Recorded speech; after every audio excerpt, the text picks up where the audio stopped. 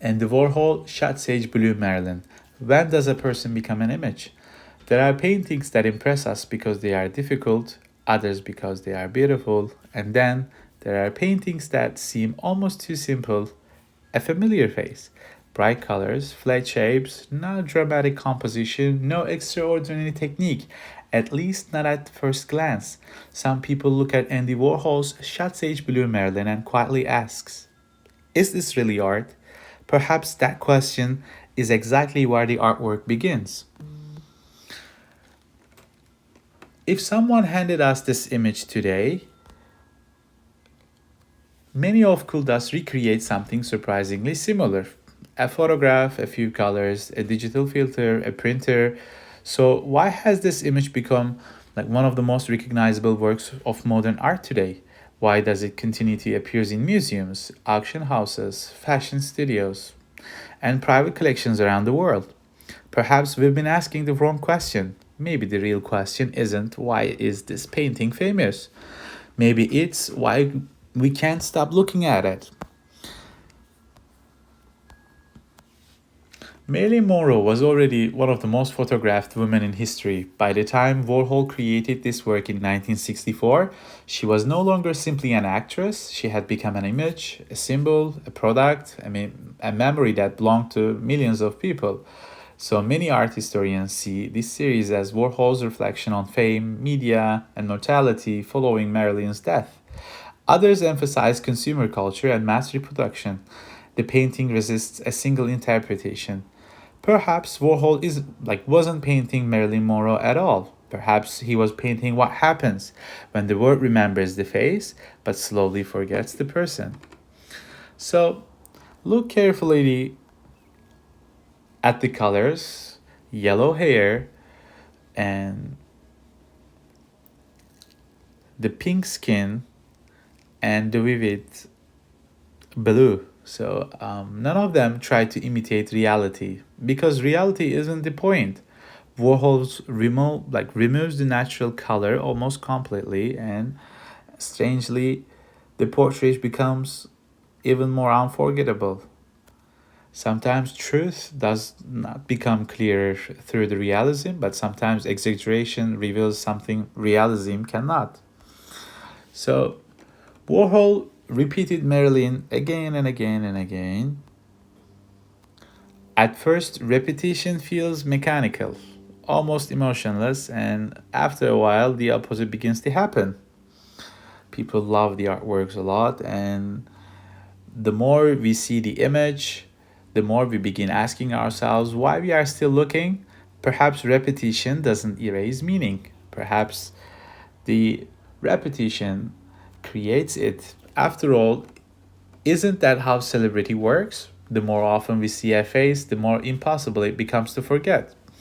So, this painting often divides the people. Some sees genius, others see simplicity, and some even wonder whether it is art at all. Maybe that the tension is important because simplicity has always been misunderstood.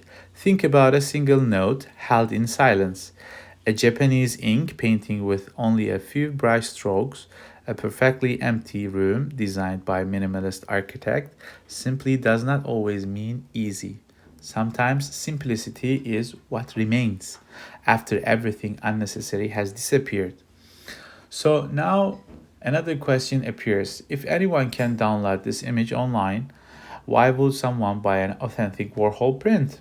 Why spend thousands or even millions in auctions when the picture itself is everywhere? Perhaps because the collectors are not only buying an image, they are buying presence, history, material, a trace of specific moment in time. An authentic print carries a story that a digital copy cannot. So, not because the pixels are different, but because the object has lived a life. Its paper has aged. Its ink belongs to a particular edition. Its journey can be traced from one owner to another. In the art world, that journey becomes part of the artwork itself. Sometimes what we value is not only what we see, it is everything that has happened before we arrived.